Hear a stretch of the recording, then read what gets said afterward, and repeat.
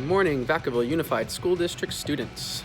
This week, we are focusing on overhand throwing and catching objects. So an overhand throw would be like a baseball player when they throw the baseball, like a pitcher, or maybe a football player. So the quarterback throws the ball overhand. It's just your hand is placed differently on the ball. On a football, you throw it more on the side. Baseball, you throw it on the top, on the seams. There's other ways to learn how to throw as well. And I thought it would be kind of fun to teach you guys something new, because if we go out and we practice, let's say, throwing baseballs around, A, they're very hard and they could break something outside or inside, and B, you might throw it really far and it'll roll and roll and roll and you're gonna go chase it, which might be a good workout. But what I think we should do is do the javelin. If you've never seen the javelin, it's an Olympic sport in track and field. They have this very sharp pole, spear looking thing, and they throw it as far as they can and it sticks in the ground. So you can actually make your own like I did today. I got some duct tape and cardboard and I made my own. It's pretty long and I'm gonna go outside and I'm just gonna practice throwing it. And the great thing about this is it's not gonna break anything and it is also not gonna roll away from me. So it'll be nice and easier to control. And that's a really good way to practice throwing. So we're gonna go outside and I'll show you how to throw this, okay? Okay, I'm out here in the street and I have my awesome new javelin made out of paper, basically, that I'm gonna throw. Basically, when you throw a javelin, you want to make sure that you know where you're throwing, so you can look at your point in the distance that you're throwing at, because you don't want to hit anything, obviously. And all you're gonna do is you're gonna stand sideways, kind of like you're throwing a football, feet together, and then you're gonna take your javelin, you're gonna pull it back like this, and as you step forward, you bring your hand beside your head and release. And when you release, you kind of flick your wrist a little bit, but not too much so that the javelin goes down into the ground. You wanna flick your wrist so that it goes up in the air and has a good trajectory and then falls, okay? So we're gonna see how this works out. Hopefully no cars come by and get me.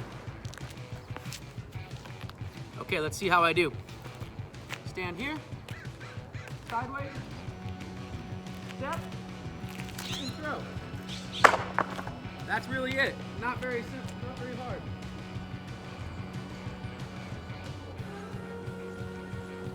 Step, throw, like that. Okay? So this is my little javelin. Super easy. It's kind of heavy, but not too heavy. The wind kind of takes it sometimes.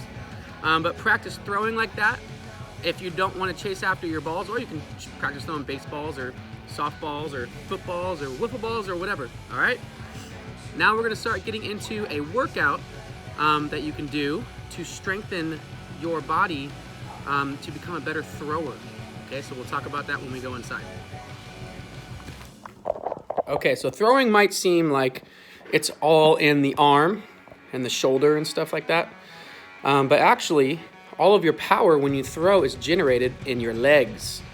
It starts in your legs, and then as it moves up, you twist your hips, and then you throw and you release whatever you're throwing. So we're gonna do an exercise, or a bunch of exercises. We're gonna do a workout with a bunch of exercises that work on not only our upper body, but our core and our hips as well. So you're gonna be doing different exercises with squat jumps in between. So here's how it's gonna look.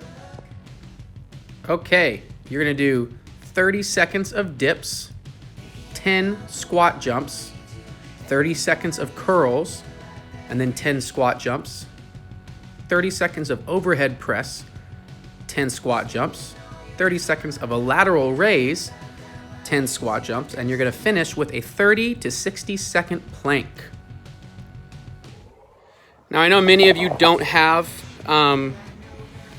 weights at home, and that's fine. You can use things that you find in your backyard or in your house that are heavy enough to utilize for weights. So let's say you're doing a curl and you can't find a dumbbell. Guess what? You can use a can of paint and you can curl that can of paint. It's really easy, okay? You can also use stuff like bricks. You can use these for like an overhead press, like that. You can use them for the lateral raises like this. Nice and easy. If you have 2 of them, make sure they're the same weight before you do it in both hands. I have this little ladder that you can also, something like this, or like a folding chair, you can press over your head and do stuff like that with it. So there's ways to add weight where you don't have to use actual weights. You can use things you find around your house. So first is dips. You're gonna do them for 30 seconds, right here. So my wife is videotaping for me, and she's gonna look at the time on top while she's recording and let me know when 30 minutes is up, okay? 30 seconds. Or 30 seconds. I don't know why I said minutes. Ready, and go.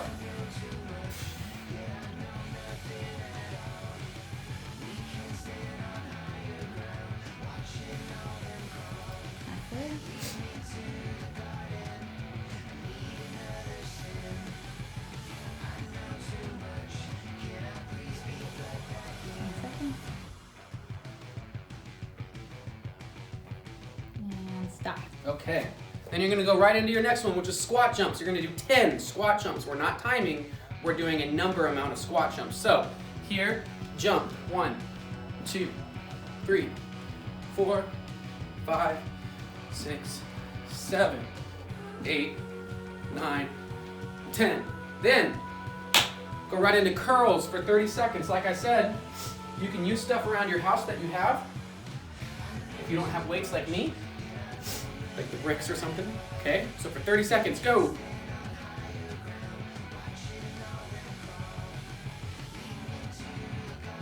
Make sure you squeeze at the top. Okay, your biceps should be squeezed.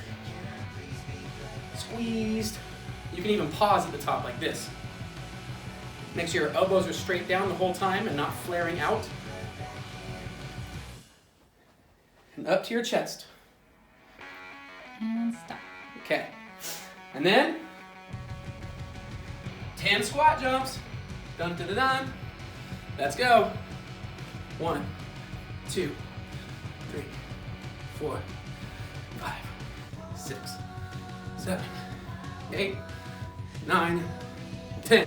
Okay, next up you're gonna do an overhead press. So I have 2 dumbbells. You can do whatever you'd like. Make sure that your dumbbells are straight up like this, palms facing out, elbows at 90 degrees. See how they're at 90 degrees? Don't ever drop them here, and don't stop here. Come all the way to here. For 30 seconds, you're gonna press up at the same time. Ready, and go. 1, 2. Notice I'm coming up, and I'm not bonking them, right? I don't wanna do that. Straight back down to here, and up the whole time. You wanna be moving the entire time too.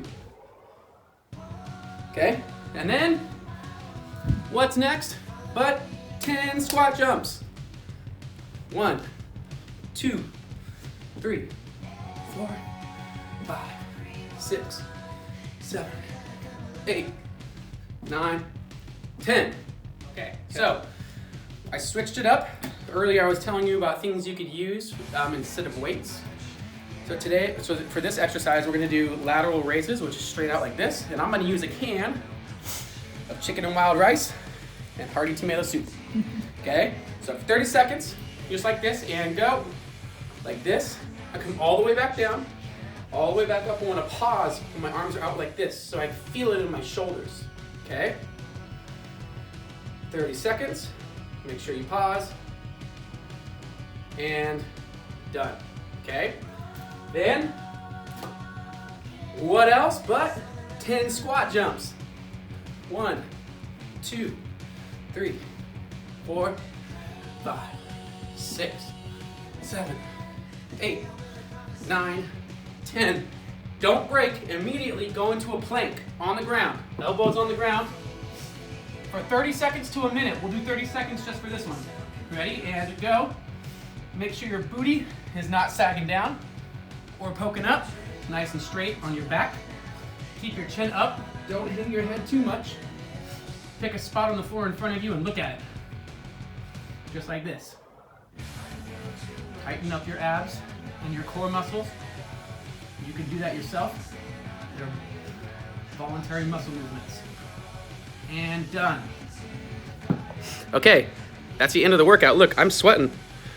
I got sweat coming on here. Yeah, right there. Yeah, So even I sweat. So I want you guys to do this this workout, at least 2 times through, maybe 3, okay? Try to get 3 rounds if you can. It's pretty difficult. It's a long workout. But remember, this strengthens your entire body for throwing, because throwing is not just about your arm or your elbow or your hand or your shoulder. It's about your entire body and the force you can put into that ball or what object that you're throwing, okay? So have a great week.